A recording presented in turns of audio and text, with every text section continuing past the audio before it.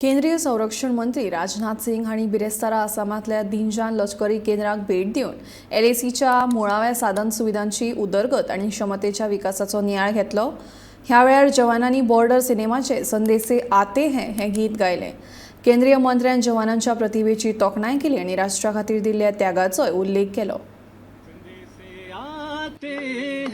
हमें तड़पाते हैं, वो चिट्ठी आती है, वो पूछे जाती है कि घर कब आओगे, ये घर कब आओगे, लिखो कब आओगे कि तुम बिन ये घर सूना सूना है गुजरने वाली हवा जरा मेरा इतना काम करेगी क्या, मेरे गाँव जा मेरे दोस्तों को सलाम दे।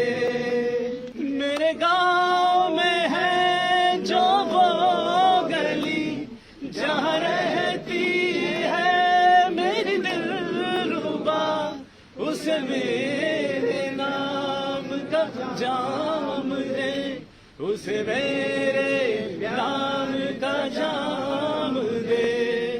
वही थोड़ी दूर है घर मेरा, मेरे घर में है मेरी बूढ़ी माँ, मेरी माँ के पैरों को छू के तू उसे उसके बेटे का नाम दे।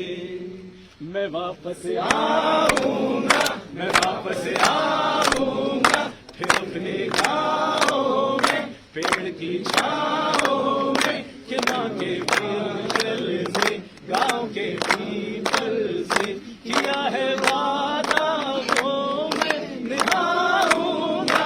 मैं वापस आऊंगा, मैं वापस आऊंगा, मैं वापस आऊंगा।